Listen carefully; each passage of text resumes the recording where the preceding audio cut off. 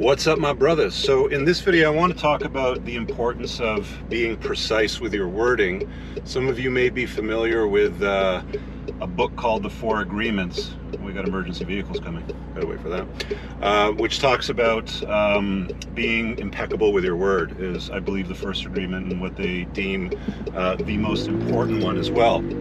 So I've noticed throughout a lot of the coaching that I've done with a lot of these dudes right now that they use language and wording that isn't particularly useful to them. It doesn't serve them, and it in fact puts them in a very bad position language-wise. I've been paying very close attention to this over the last few months, and I find it interesting that the guys that always seem to have the most problems dealing with life, their relationships, their business, and all that sort of stuff, tend to generally use language that isn't, one, precise, and two, serves a strong masculine frame. I'm going to give you three examples in this video. So the first one is think versus feel. When you listen to men and women speak, you're going to notice a stark difference in the language used when conversations are coming up.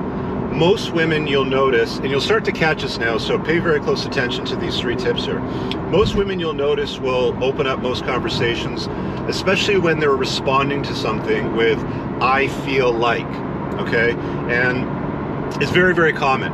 You'll also notice that weaker, more beta men, more pussified men, these guys that aren't particularly successful or getting what they want in life will also start to use, or they already use, words like "I feel like."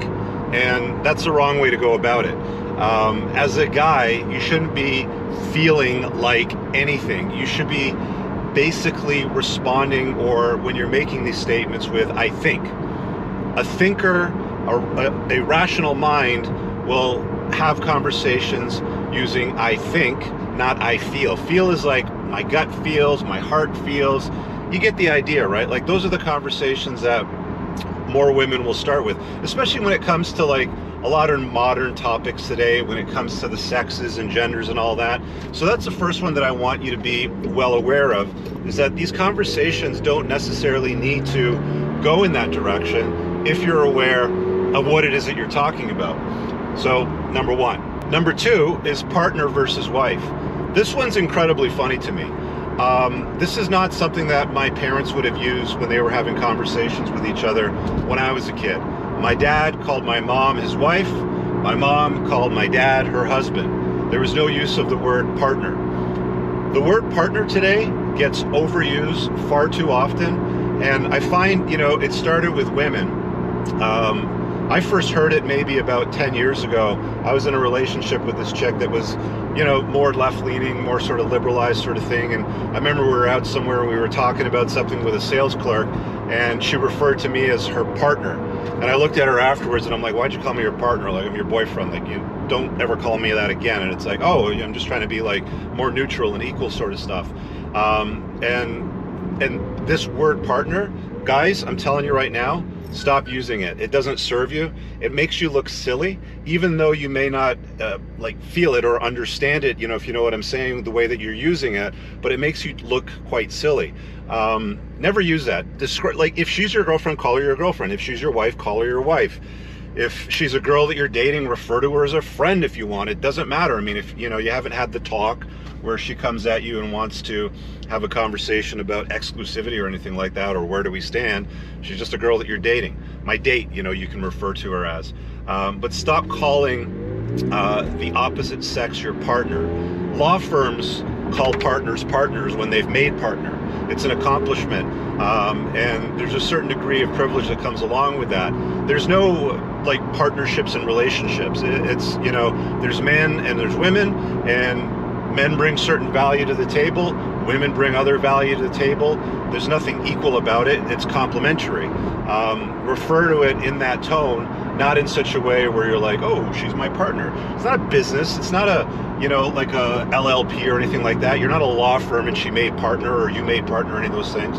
Stop referring to somebody else as your partner. Again, 4 agreements. Number 1, be impeccable with your word. And all that really means is be precise with your wording, okay? It doesn't need to be complex. It doesn't need to be complicated. Third and final example, which I'm going to present to you in this video, is I had this conversation on a Zoom call the other night, and I was talking to this guy who was asking a question about this woman that he was dating for several months, and he was having a hard time with her. She was becoming an energy vampire is basically what it boils down to. And what he said to her is, I can't do that anymore, okay? Or I can't handle that anymore. And I picked up on it immediately, and I said, well, instead of saying I can't, why don't you say I won't or I don't do that? And there's a big difference between that. When a man says I can't, what you're implying, and again, if you're newer to my channel, men are expected to be competent. We're expected to make something of ourselves. Women just need to be, right? Women are born, all they have to do is preserve their beauty. Men need to make something of ourselves. We have to become masculine. We have to become men. We have to learn how to make money, make it rain, all that sort of stuff. Okay, so you can't come at, you know, conversations like this with a response like I can't. I just said it right there. I can't, right? It's I won't do that or I don't do that. So if she's making certain demands, let's say in this particular example, I want you to do this and you need to come to this event with me and and I need you to wear this pink pussy hat at this event, blah, blah, blah. It's kind of like a, you know, a bit of a strange example for you, but you get what I'm saying. The only response you need to give her is, I don't do that, right? I've seen guys when I was younger be like, homie, don't play that game, right? It's like, it's very, very simple. It's like, I don't do that. I don't roll that way, okay? That's not me, okay? And when you say I can't, you're implying to her that you don't have the skill, right? I can't make that, you know, something that I heard kids say in school, or I can't solve that problem, meaning they're incompetent and they're not able to solve the problem. Don't use that word. Use I don't or I won't. I don't even care. Just go, homie, don't roll that way, if you know what I'm saying. But precision in wording, be attentive to it. It makes a big difference in the conversations that you have. You may not notice it right now up until this video. Hopefully now that you've seen this video, you will become more attentive to it and you will be a little more precise in your wording when you're having conversations, especially when you're dealing with the opposite sex. Because if you're not precise in your wording, you will use words like, you know, dudes will say things all the time like, I feel like, or I can't, right? Be very precise. I think. I don't do that.